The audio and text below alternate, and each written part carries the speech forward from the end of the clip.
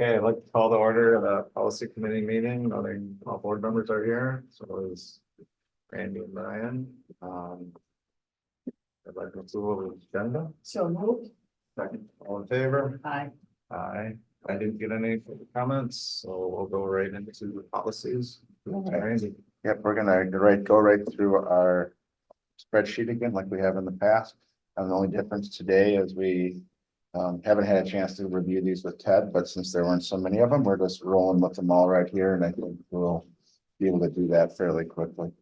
538 is supervision of professional staff. This one was recommended is to keep our current policy. We have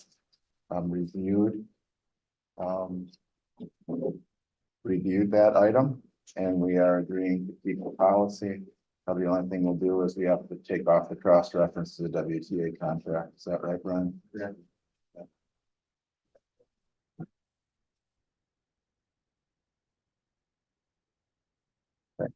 Good. 541 is support staff positions. And we're going to keep our current policy with just a couple edits, and that is in item number 5.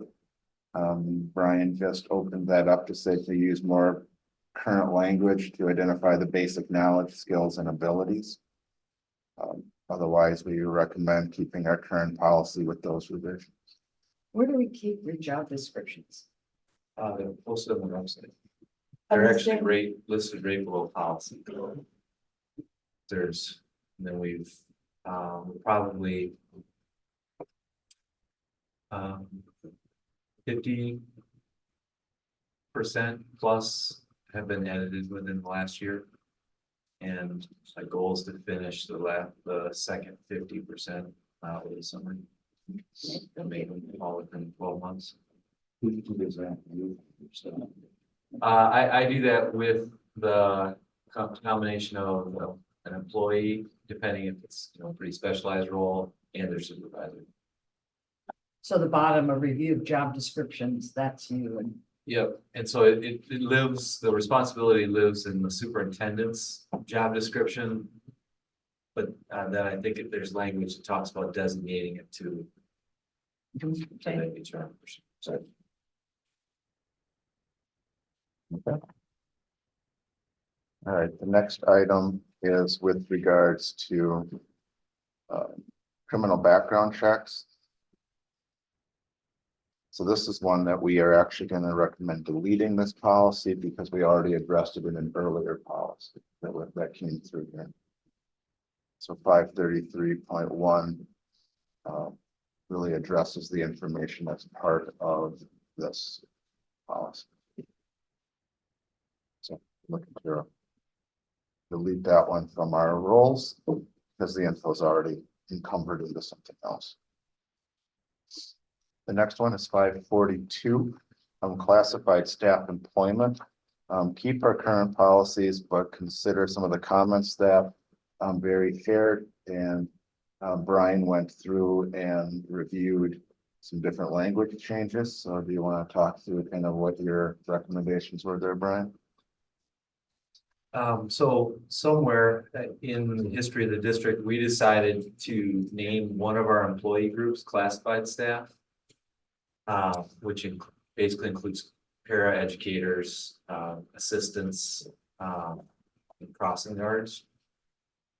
But in actually kind of the legal and school world, classified staff means hourly staff. So it's a synonym. So what we just did here is just spelled out the different hourly employee groups underneath classified staff so that there is more clarity of who's going to get these letters of employment to and when they're going to get it to match up with kind of our current practice. And so we have been doing this for I think since I've kind of been in the role where we've been offering these letters to these employees and substitutes to say that you're expected to return next year in the role, which gives them some assurance, but it also then doesn't allow them to submit for unemployment. And so it kind of protects the district, gives some assurance to the employee. The only additional thing I would suggest, so we highlighted those terms. We don't have any employee agreements in these areas, so we could probably strike that line as well. But obviously we could in the future that we need to add it back. 'Cause, Under the cross-reference yeah, thing. Yep. Any questions about that item? All right. So classified staff hiring is current 543. We're looking to replace that with the PRG version 533. So you will see the new version of that included in your packet. And it includes a few edits. Mainly, I think what we were talking about here is just identifying some of the groups and the person who would be responsible, which would be Brian and the director of HR. Anything you want to review with that one, Brian? this adjustment, especially in would be the second set of yellow, just kind of makes it accurate to what our practice now, which is we'll start hourly employees in between board meetings to get the roles filled since they're not contracted. And so this just clarifies that we are doing that, we'll do that. And then other jobs that require a contract, that board has to approve before it's start, or in very rare circumstances. So make sure to confer with the superintendent if we had to get someone started without working possible. Otherwise, we'll be adopting. So 543 will be replaced with PRG version 533 with the edits that Brian presented. Right. 545.1 is with regards to support staff workload. This is something that we will keep with our current policy. And Brian's just made some minor edits with regards to his role in that work and then the relationship to our employee guidelines.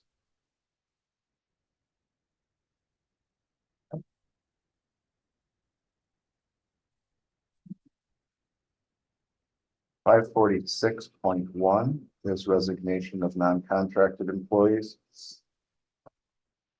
And our recommendation here is to replace our current policy with our PRG version. With the edits that Brian has made noted. Again, most of these are with relation to his role, and then adopting some of the optional language at the bottom.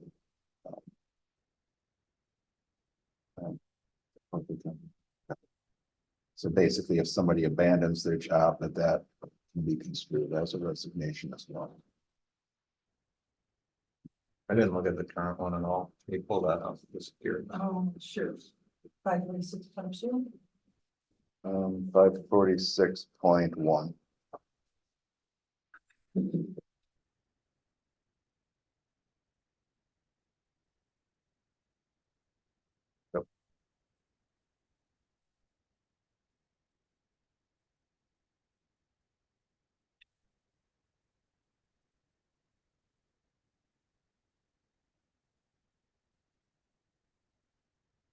Adds a little bit more language to that and then specifies some things, as we said at the end, with regards to abandonment. So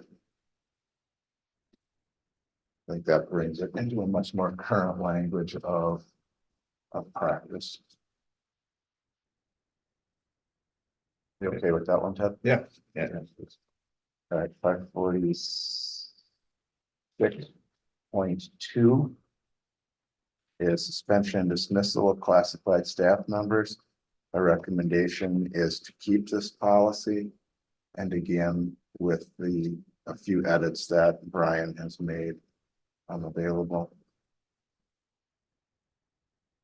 Basically, he's just talking about some of the disciplinary things that could happen.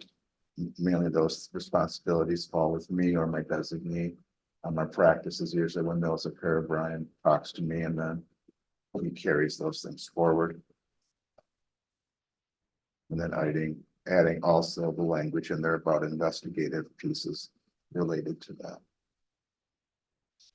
We're about to recommending keeping the current policy.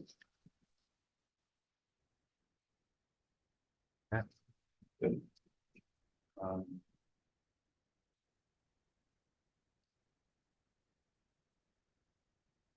Sorry.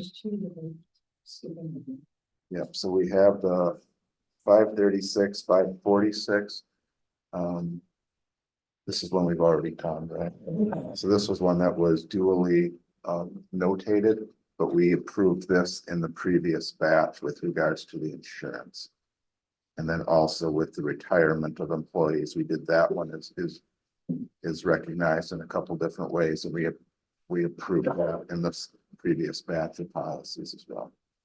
So now we're down to evaluation of support staff personnel, 548.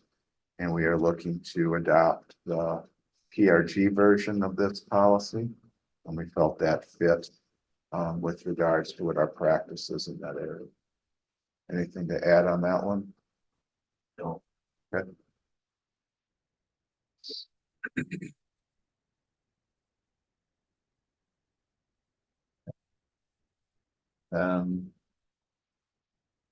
The last item that's on the sheet, but not the last item we'll talk about, is with regards to non-school employment activities. This is with regards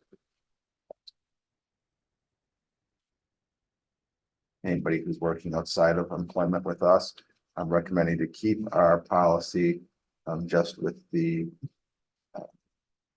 caveat that that the activity needs to be cleared through your employee supervisor versus through my office.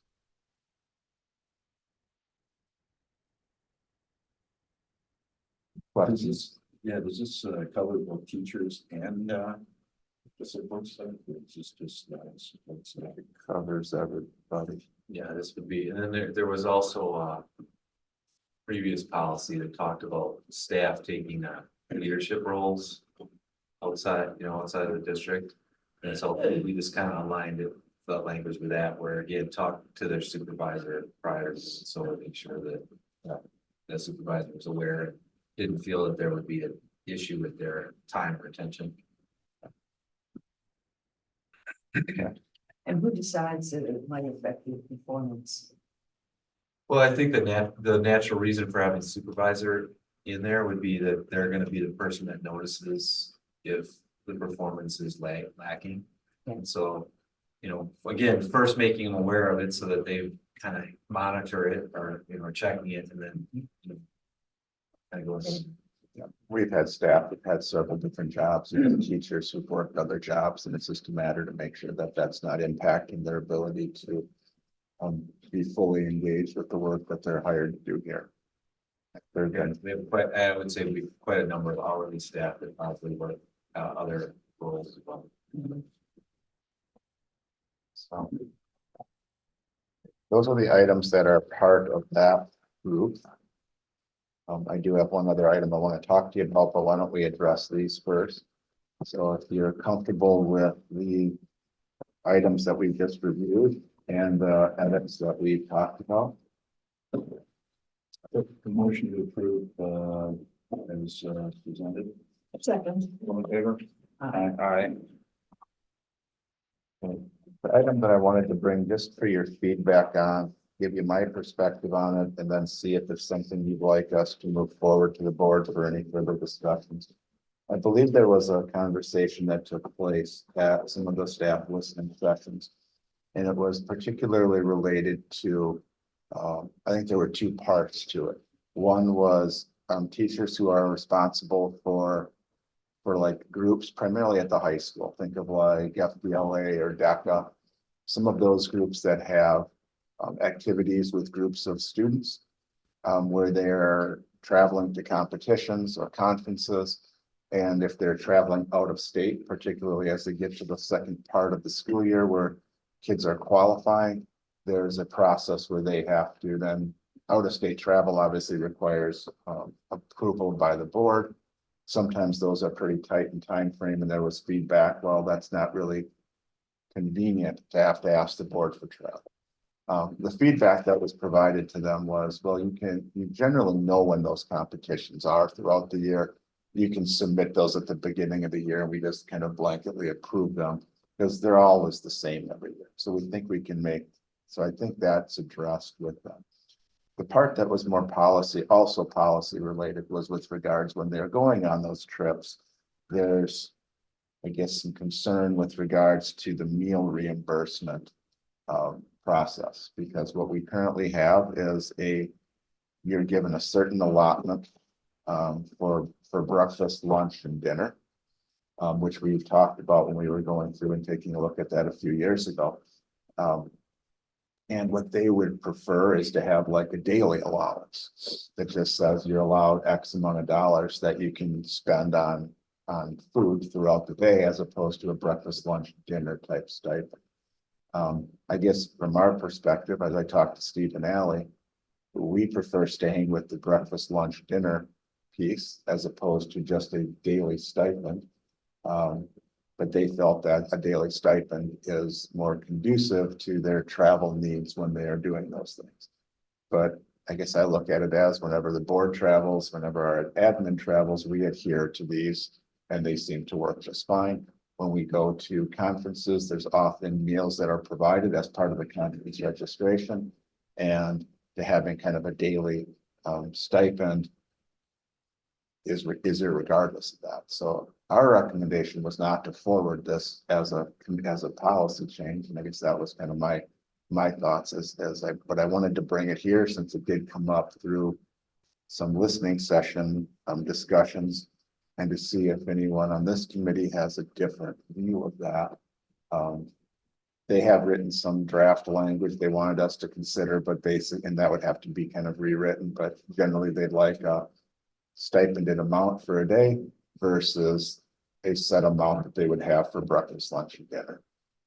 Isn't it the same thing? Not necessarily. So like if you were, let's just say you had Oh, I see. $50 a day, but you just didn't eat breakfast. Well, now you've got more to spend for lunch and dinner.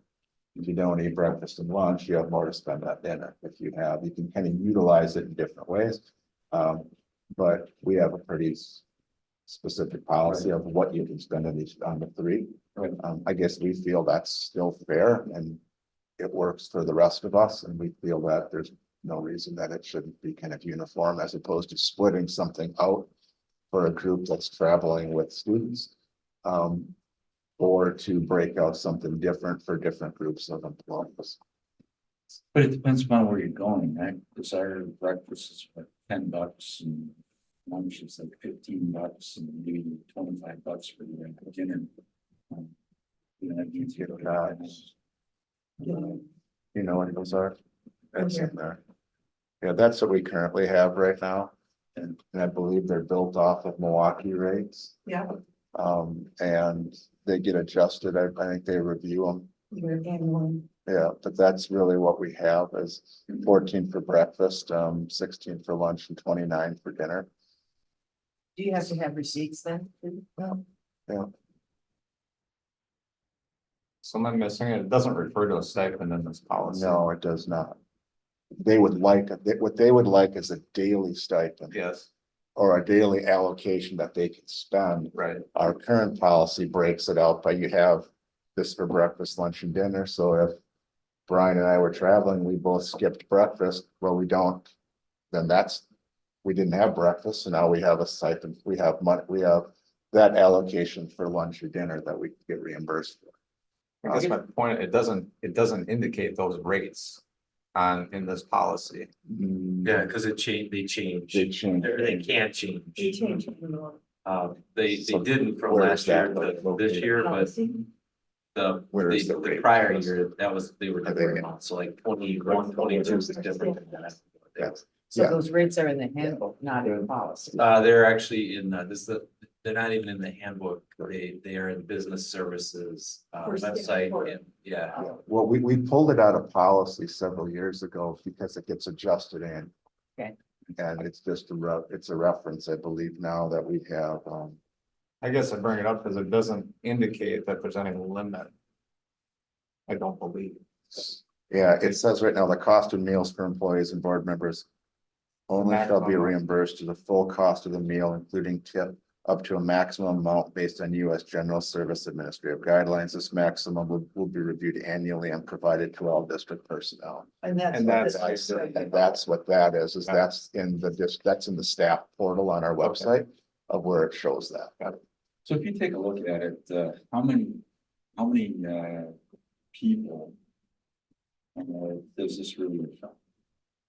You know, maybe 20, 50, 100?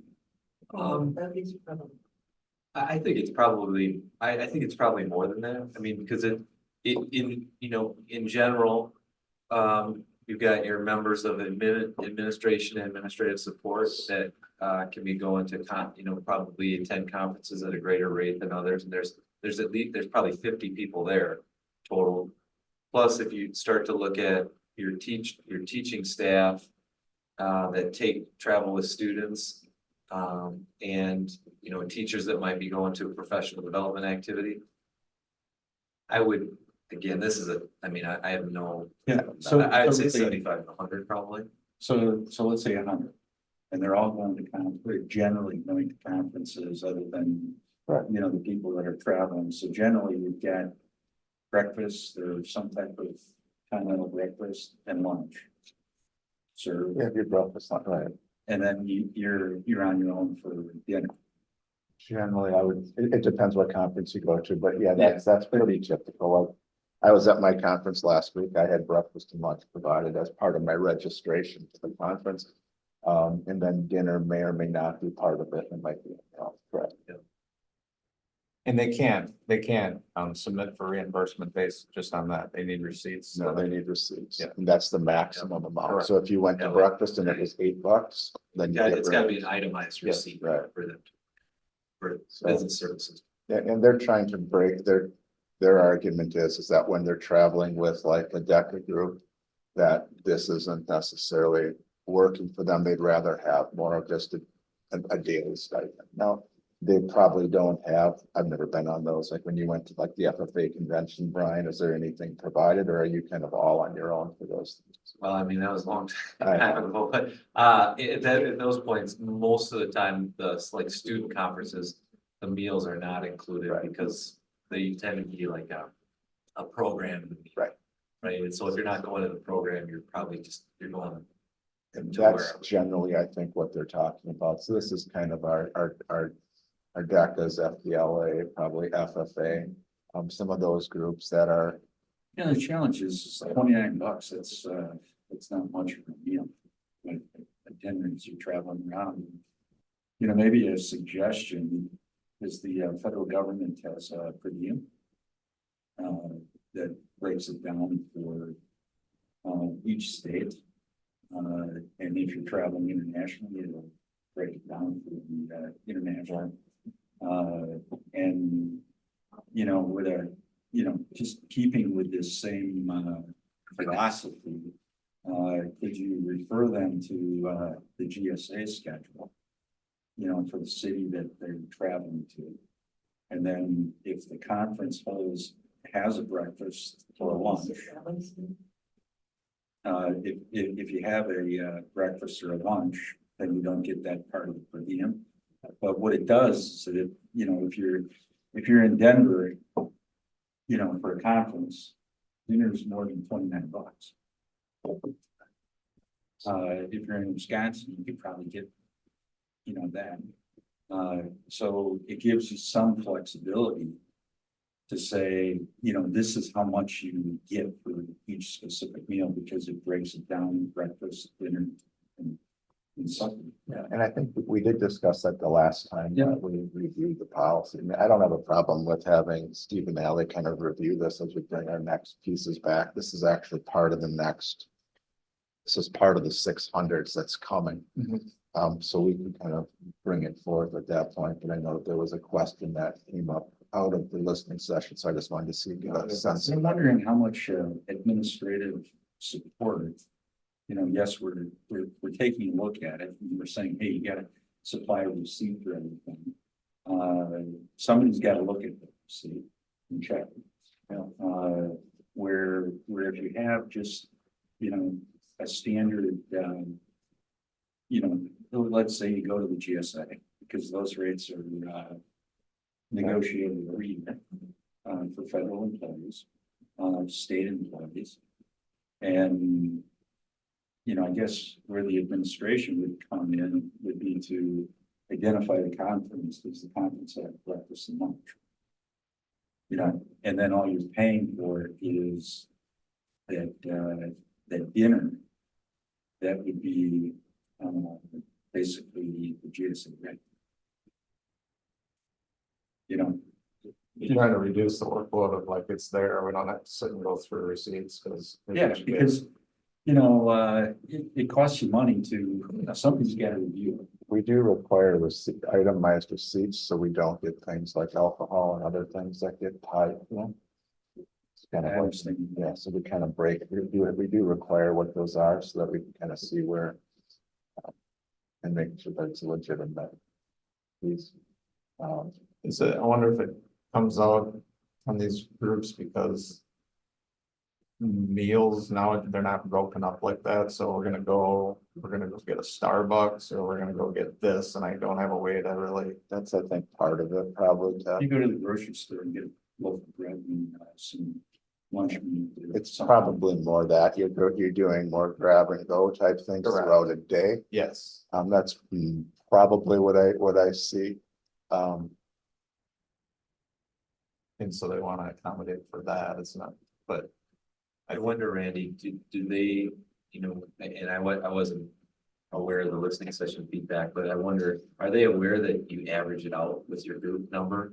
Like, Yeah, I think Ally talked to him about it. okay, What I think I'm gonna do, this is helpful feedback. It is part of the next group. I mean, I'm not changing it for this year anymore. This would be for the future. We will complete the 600s within the next month or so. I'll just bring some of this feedback to Steve and Ally as we bring the 600s review forward, because that's already in the queue. So, no, this is helpful so that we can at least take a look at some of the things that you're talking about, Jack, and see what we. I wonder, you know, again, I don't want to increase it in the spread, but how do we, you know, if you go to the conference, is there in the conference registration packet, does it say breakfast and lunch It is. included? Generally, Usually, you know, so that would be an easy quick check. And it would give, you know, the employee, depending upon where the conference is, you know, a little bit more latitude, because, you know, if you go to a conference, you're spending $5 for so like $3 for a soda. You know, so, and does it really affect the reimbursement, you know, from, you know, financially to the district?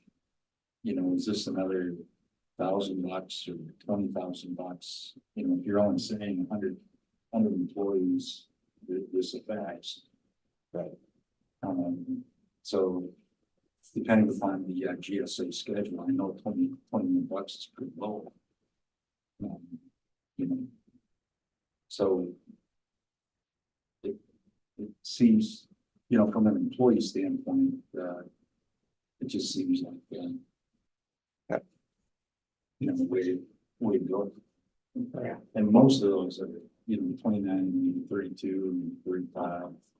But, you know, again, if you're going to New York versus, you know, North Dakota. that's right. Well, why don't we take it back? We'll bring it back in the 600s. I'll kind of bring some of that feedback forward. And that's kind of what I was looking for before we release this. Well, one of the things I would do, is not give them full per diem if breakfast and lunch is. And I think we have to think about, is that, And what kind I'm of trying to think of also the burden now of trying to go through and cipher out who has those within their conferences. And I don't know what that. Usually my conferences have it. I'm sure most of our admin ones do. I don't know what the other ones. I think something we'll have to think about, because right now you know, a supervisor would approve the travel to the conference. But the person that reviews the costs that are the reimbursement, that comes through first the budgetary admin assistant, and then it goes to accounts payable. Right. So the supervisor doesn't have a part in approving reimbursement at all, beyond saying it's okay to try to. But if the supervisor approved, he's talking to the employee, would you put like just the checklist, his breakfast included, his lunch included, so that when that paperwork goes back, because he approved it, the paperwork's got the new facts, the accounts payable to say that it's approved. The accounts payable then can sit down and say, hey, are these things in there? Then this is what your application is. And if they're submitting for their expense reimbursement, the employee can go to the GFA schedule and print out what's authorized in a given year for that specific destination. So now you got the paperwork, the supervisor up front is telling you that this is what's happening. You can go to the GSA site and submit that with your expense reimbursement. Now the accounts payable has all of the documentation. You can say, okay, this is okay. And does that, does that then speed up the process? We'll look at it when we take a look at that's part of it is when I think they take a look at this item. We'll review kind of that whole schedule again, and then take a look at what it looks like process-wise. So this was helpful. It'll come back in the 600 soon. That's all I had said. Since we're potentially changing committee, I guess no future meetings at this point yet until that's. Now let's hold on scheduling a committee. I think we kind of want to get all of these cleared, make sure we have everything kind of caught up, and then we'll dive into the 600s. We still have to do that with our admin group, and then we'll schedule a time with you, and then so probably at the main meeting we can schedule. And we're going to do. Take a motion to adjourn. So moved. All in favor?